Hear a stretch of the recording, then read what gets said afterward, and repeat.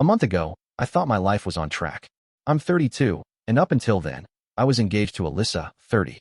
We'd been together 5 years, engaged for 1.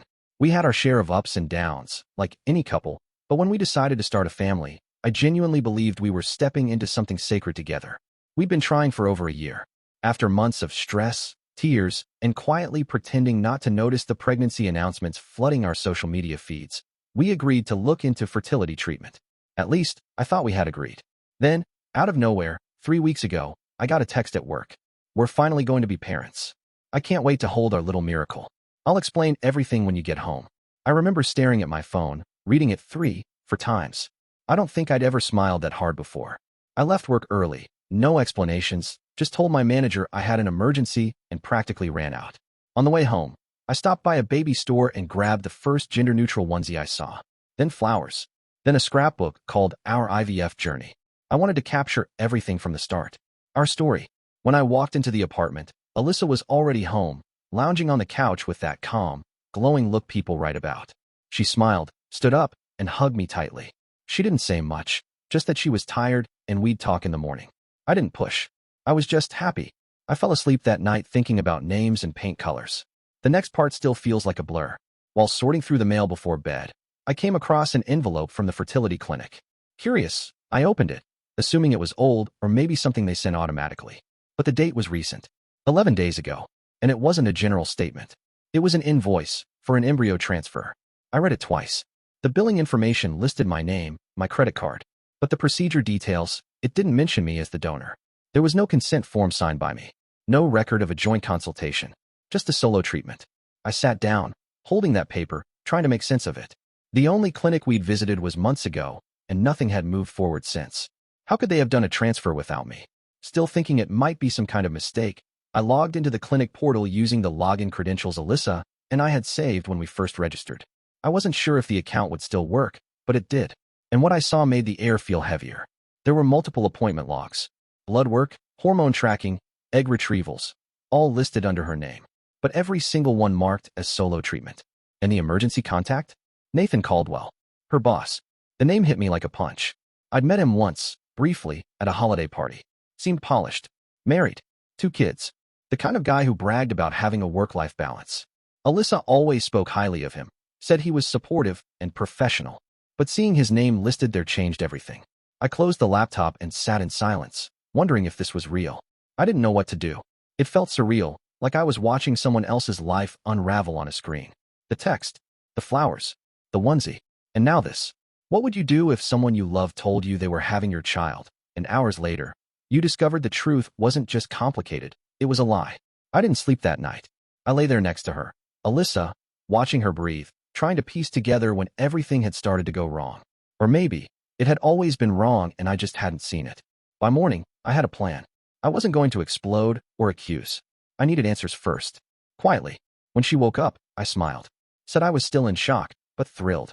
She lit up and said something vague about how it all happened so fast, that she'd explain everything once things were settled with the doctor. I played along, but every word she spoke just dug the hole deeper. After she left for work, I logged back into the clinic portal. There it all was.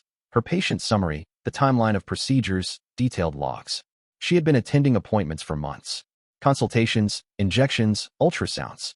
And I was never mentioned once, not in billing, not in the notes, not even as an emergency contact. Instead, the name Nathan Caldwell appeared again and again. I clicked on a document labeled Consent Form, Embryo Transfer. It was signed electronically by both Alyssa and Nathan. His full name, his email address, his consent to be the biological father. I froze, just staring at it.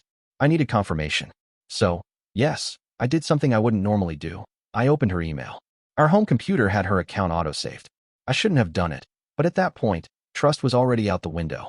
There were dozens of clinic reminders, and every one of them had been forwarded to Nathan's personal email, not the office one.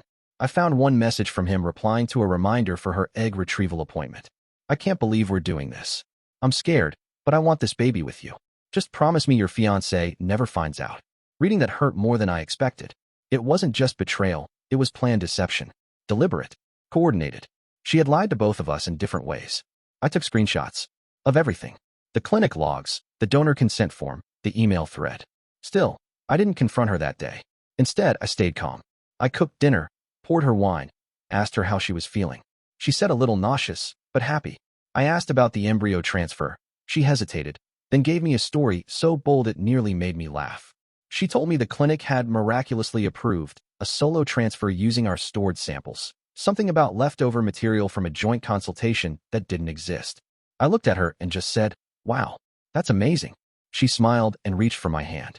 Said everything was going to be different now, that we were finally starting our family. I nodded, trying to keep my face from giving away anything. She went to bed early. I stayed up, staring at the folder of screenshots on my desktop. The next morning, she kissed me goodbye before heading out. Said she was stopping at the pharmacy. I waited for the door to close before opening my laptop again. Then I opened Facebook. Nathan Caldwell's wife had a business page, photography, based in our city. I sent a polite, private message introducing myself and explaining that I had something she might want to see. I attached the screenshots, the clinic invoice, the consent form with Nathan's name. And then I did one more thing. I ordered a baby gift basket online, complete with a teddy bear, a congratulatory card, and a note. "Congratulations on your new responsibility. Thought you deserved to know. Delivery, Nathan's office." Next day, I didn't expect what came next. The gift basket was delivered by noon the next day. Same-day courier. Hand-delivered to the reception desk of Nathan Caldwell's office with his name printed in elegant gold script.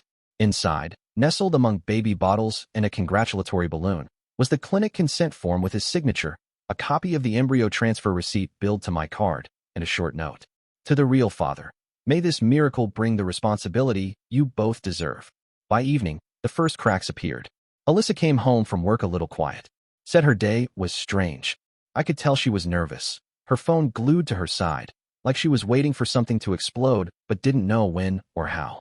She walked into the kitchen, saw the printed emails and clinic documents laid out on the counter like evidence in a courtroom.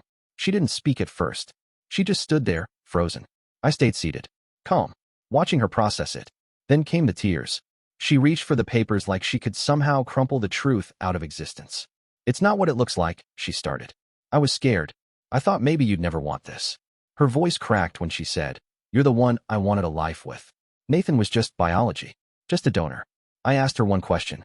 "Why did you lie?" She couldn't answer. She tried to spin it. Something about me hesitating before trying IVF, that she wanted a backup plan, that she thought she could control everything and surprise me with a baby. I didn't raise my voice. I just told her to go. Her suitcase was already by the door. I had packed it that morning. She cried harder, begged me to listen, said she loved me, that the baby didn't have to change things. But it already had. She left that night. I didn't say another word. I closed the door and turned off my phone. The next morning, the fallout began in full force. Nathan's wife? She filed for divorce within 48 hours. Word got around fast. Turns out, the photography community is tight-knit, and she wasn't shy about posting what she'd learned. She emailed Nathan's company, attaching every document I had sent her, and CC'd their legal department. By the end of the week, Nathan was fired. Office gossip said it was for breaching professional conduct, using company time and resources for personal affairs, and misrepresenting internal travel expenses. Some of those fertility appointments had been logged as client meetings. Alyssa lost her job too. Apparently, HR got wind of the clinic visits and cross-checked her sick leave claims. Termination followed within days.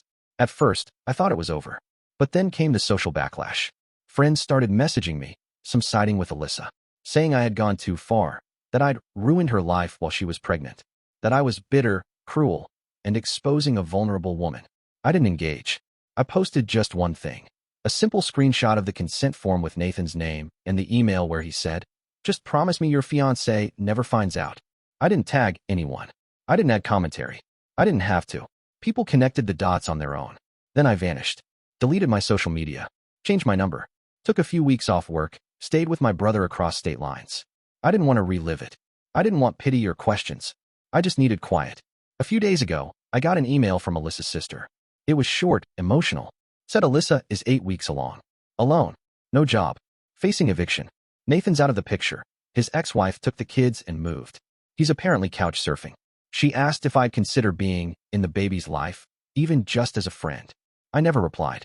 Because deep down, I knew it wasn't about the baby.